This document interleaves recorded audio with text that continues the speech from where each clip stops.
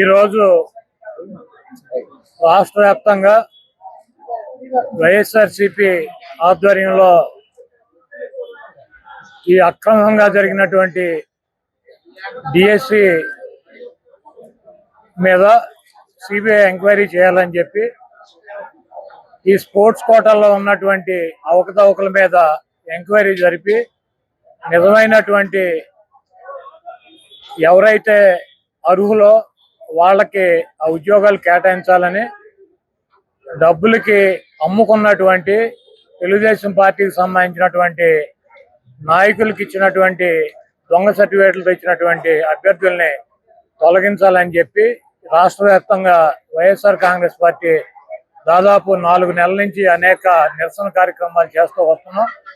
దాంట్లో భాగంగానే ఈరోజు ఈ డిఎస్సికి వ్యతిరేకంగా రాష్ట్ర వ్యాప్తంగా వైఎస్ఆర్ కాంగ్రెస్ పార్టీ అన్ని నియోజకవర్గాల్లో నిరసన కార్యక్రమం పెట్టారు.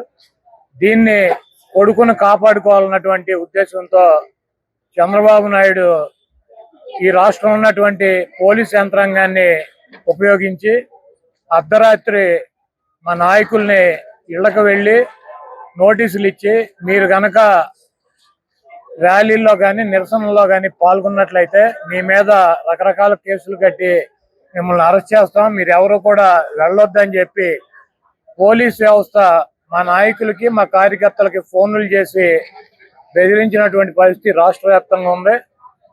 ఇది ఒకటి గుర్తుపెట్టుకోవాలి, రాష్ట్ర ప్రభుత్వం పోలీసు వ్యవస్థతో ఆపేయగలము, పోలీసు వ్యవస్థతో ఏదైనా చేయగలము అనుకుంటే ఢిల్లీలో కేంద్ర మంత్రి విద్యార్థుల మీద దాడులు చేయించి ఆఖరికి రాజీనామా చేయాల్సినటువంటి పరిస్థితి ఏర్పడింది.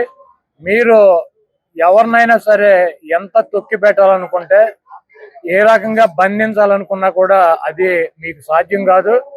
దయచేసి ఇటువంటి కార్యక్రమాలు చేసి వైఎస్ఆర్ కాంగ్రెస్ పార్టీ శ్రేణుల మీద కేసులు పెట్టి వీళ్ళని రెచ్చగొట్టి రేపు రాబోయే రోజుల్లో మీరు అధికారం కోల్పోయినాక మరి వీళ్ళ చేతిలో తీవ్ర పరాభవానికి గురవాల్సినటువంటి పరిస్థితి, ఇటువంటి ఆంక్షల్ని ఇంకా 10 ఎదుర్కోవాల్సినటువంటి పరిస్థితి ఉంటుంది. కాబట్టి ఇటువంటి పిచ్చి ప్రయత్నాలని ఆపాలని చెప్పి నేను తెలుగుదేశం పార్టీకి కూటమి ప్రభుత్వానికి తెలియజేస్తూ వాళ్ళ మీద మీకు నిష్పక్షపాతంగా చేశామన్నటువంటి నమ్మకం కనుకుంటే మీకు మీ వ్యవస్థలో సెంట్రల్ గవర్నమెంట్ మీరు కలిసి ఉన్నారు, మీ వ్యవస్థల మీద మీకు నమ్మకం ఉన్నట్లయితే చంద్రబాబు నాయుడిని సిబిఐ ఎంక్వైరీ అతని కుమారుడి మీద ఆదేశించాలని చెప్పి ఆ సిబిఐ ఎంక్వైరీ ఆదేశించి దీంట్లో అక్రమాలు జరపలేదని చెప్పి నిరూపించుకోవాలి. కానీ ఉత్తర కుమార్ లాగా ఇప్పుడు జగన్మోహన్ రెడ్డి గారిని చర్చకి రమ్మంటాడు, ఇప్పుడు మా మీద కేసులు పెడతారు, లేకపోతే నిన్న చింతారు రవి మీద కేసులు పెట్టారు, అనేక మంది మీద కేసులు పెట్టారు. మీరు కేసులు పెట్టవద్దు మా మీద, మేమేం చేసామో చంద్రబాబు లోకేష్ చర్చకి రండి, లేకపోతే మీరు లోకల్ నాయకుల్ని చర్చకి రండి చర్చించుకుంటామంటే మీరు ఒప్పుకుంటారా? ఇప్పుడు మేము అక్రమాలు చేసామని చెప్పి మా మీద కేసులు పెడుతున్నారు, మీరు కేసులు పెట్టొద్దు, మన ఇద్దరం కూర్చొని చర్చించుకుందాం ఎదురు బోదురు, మీరు రమ్మంటే ఎవడన్నా వచ్చేవాడు ఎవడన్నా ఉన్నాడా? ఈ పోలీసు వ్యవస్థ సిబిఐ ఇవన్నీ ఉన్నది దేనికి? మీరు అక్రమాలు చేశారని చెప్పి స్పష్టంగా మేము ఆధారాలతో చూపిస్తున్నాం. మీరు చేయలేదని కనుక నిరూపించుకోవాలంటే సిబిఐ ఎంక్వైరీ చేసుకోండి, మీదే కదా కేంద్రంలో కూడా ప్రభుత్వం. అంతేగాని ఇప్పుడు నా మీద ర్యాలీలో పాల్గొనని కేసులు పెడతారు, నా మీద కేసులు వద్దు కూర్చొని చర్చించుకుందాం, మేము ర్యాలీ చేయటం కరెక్టా కాదా, నీకు దమ్ముంటే లోకేష్ నువ్వు రా గుడివాడ మేము చర్చించుకుందాం, లేకపోతే లోకల్గా ఉన్నటువంటి ఎమ్మెల్యే నీకు దమ్ముంటారా చర్చించుకుందాం అంటే ఇవన్నీ కూడా ప్రజాస్వామ్యంలో కరెక్ట్ కాదు.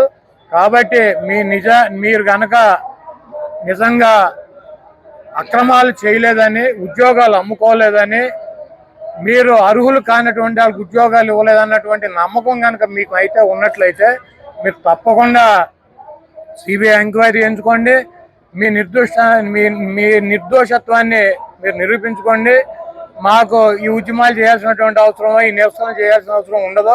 మీరు అంతేగాని మీ మీద మీరు ఎంక్వైరీ చేసుకోకుండా మా మీద కేసులు పెడితే ఈ రాష్ట్ర ప్రభుత్వానికి వచ్చేది ఏమి ఉండదు. ఉన్నటువంటి 4 రోజులు బుద్ధిగా పరిపాలించాలని చెప్పి కోరుతున్నాను. 23లోనే 22లోనే జగన్మోహన్ రెడ్డి గారు పోస్టింగ్లు ఇవ్వాల్సి వచ్చింది వాళ్ళందరికీ. అంటే 97లో కోర్టుకు వెళ్ళిన వాళ్ళకి 2007, 2017, 2025 ఏళ్లకి వాళ్ళకి కోర్టు జడ్జిమెంట్ చెప్తే ఆ ఉద్యోగాలు జాయిన్ అవ్వమని చెప్పిన వాళ్ళకి కూడా రిటైర్ అయిపోయారు ఆ టయానికి. ఇప్పుడు కనుక కోర్టుకి వెళ్తే 25 ఏళ్ళకో 30 ఏళ్ళకో చేరుతుంది. లోకేష్ పదవి ఉండేది 2 ఏళ్ళు. వీళ్ళు ఉద్యోగాలు చేసేది ఇప్పుడు 35 ఏళ్ళు 40 ఏళ్ళు ఉద్యోగంలో జాయిన్ అయితే వీళ్ళు 20 ఏళ్ళకి రిటైర్ అయిపోతారు. ఈ రిటైర్మెంట్ అయిపోయినాక కోర్టుకి వెళ్తే తేలేటువంటి పరిస్థితి ఉంటది.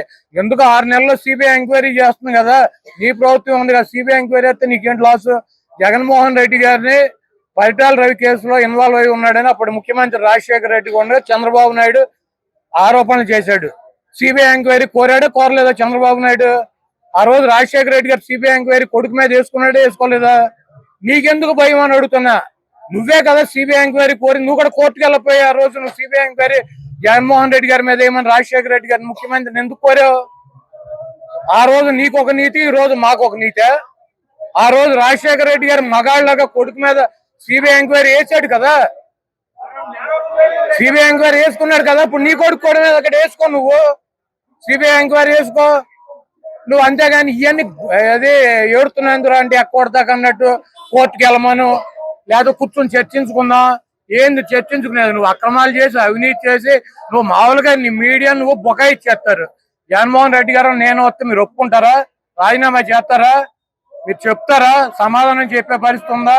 ఇవన్నీ ఎందుకు? నువ్వు నేను ఈ ప్రజాస్వామ్యంలో ఇప్పుడు నా మీద కేసులు పెడతారు, నా మీద కేసు కట్టొద్దు, చంద్రబాబు మా ఇద్దరం కూర్చొని చర్చించుకుందాం అంటే కుదురుద్దా? కుదురుతుందా? లేదా నా మీద కేసు కట్టు, కోర్టుకు పో, నువ్వు ఇట్లా ర్యాలీ చేసాడని చెబితే వెళ్తారా? ఇవన్నీ చంద్రబాబు నాయుడు పూటకో మాట గంటకో మాట. అతను ముఖ్యమంత్రి ఉంటూ ఒకటి మాట్లాడతాడు, అతను ప్రతిపక్ష నాయకుడు అయితే ఒకటి మాట్లాడతాడు. కాబట్టి ఆయన ముఖ్యమంత్రి ఉన్న ప్రతిపక్ష నాయకుడు ఉన్న అప్పుడు రాజశేఖర రెడ్డి గారు ఆయన కొడుకు మీద సిబిఐ ఎంక్వైరీ చేసుకుని నిజాన్ని నిరూపించుకున్నాడు. నువ్వు కూడా అట్టాకి నీకు దమ్ము ఉంటే నువ్వు కూడా రాజశేఖర రెడ్డి గారి లాగా మడవం తిప్పను మాట ఇస్తా అని చెప్పి తొల్లు కబుర్లు చేయటం కాదు. నీ కొడుకు మీద సిబిఐ ఎంక్వైరీ చేయించుకో, రాజీనామా చేయించు, నీ కొడుకు మీద సిబిఐ ఎంక్వైరీ చేయించుకొని రాజశేఖర రెడ్డి గారి లాగా నేను నిప్పు అని చెప్పు. అంతేగాని నువ్వు ఇట్లా ఈ పనికి మాలిన మాటలు చెప్పి మమ్మల్ని లేదా పోలీసులను అడ్డం పెట్టుకుని అణచివేయాలని చూస్తే ఈ కార్యక్రమాలు నువ్వు చేసినటువంటి అవినీతి, నువ్వు చేసినటువంటి ఉద్యోగాలు అమ్ముకోవడం ఇదంతా ప్రజల్లోకి వెళ్తాంది. దీనికి మూల్యం విమర్శిస్తున్నారే తప్ప అసలు నిజంగా మేము మోసపోయామని ఎవరు బయటకు రావట్లేదు. విద్యార్థులు కానీ వాళ్ళకి సంబంధించిన బంధువులు కానీ ఎగ్జామ్స్ రాసిన వాళ్ళు కానీ ఎవరు బయటకు రావట్లేదు. జంజీ ఉద్యమం ట్యాగ్ చేసుకుని పార్టీ నాయకులు చేస్తారు తప్ప యువత ఎవరు మీతో అని ఎవరు చెబుతున్నారు? కూటమి నాయకులు అంటారు. ఇప్పుడు కూటమి నాయకులు అంతకన్నా ఏం చెబుతారు? ఇది జంజీ ఉద్యమం కాదు. ఆ కేంద్ర మంత్రి రాజీనామా చేసేటప్పుడు చేసే ముందు 10 నిమిషాల ముందు కూడా సేమ్ మాటలు కేంద్ర మంత్రులను కేంద్ర ప్రభుత్వం ఇదే చెప్పింది కదా. ఇప్పుడు కేంద్ర మంత్రిని రాజీనామా చేయమన్నారు, వాళ్ళు ఏమన్నారు? పాకిస్తాన్ నుంచి వచ్చారు, చైనా కింద కంచిలోంచి దూరొచ్చారు, వీళ్ళందరూ తీవ్రవాదులు, ఇక్కడ అసలు ఎవడో జంజీలు లేరు, అంతా ఉగ్రవాదులు ఉన్నారు, ఇవన్నీ చెప్పారు. ఎప్పుడు రాజీనామా చేస్తాడని 10 నిమిషాల ముందు దాకా. మరి ఎందుకు చేశారు? పోలీసులతో కొట్టించారు, టీర్ గ్యాస్ వాడారు, వాటర్ కొట్టారు, తుపాకులతో కాల్చారు, లాఠీలకి మేకులు కొట్టి ఈపులు ఒళ్ళంతా పగలు కొట్టారు, తలకాయలు పగలు కొట్టారు. వీళ్ళు ఎవరో జంజీలు కాదు, వీళ్ళంతా దొంగలు, వీళ్ళందరూ తీవ్రవాదులు అని చెప్పారు. మరి ఎందుకు రాజీనామా చేశారు? అదే పరిస్థితి ఇక్కడ కూడా వస్తుంది. సేమ్ కేంద్రంలో ఏం చెప్పారో అదే చెబుతున్నారు ఇక్కడ కూడా. కాబట్టి వీళ్ళు మాట్లాడు పట్టించుకునే పరిస్థితిలో లేదు. సేమ్ కేంద్రంలో ఏదైతే జరిగిందో అదే రాష్ట్రంలో కూడా జరుగుతుంది.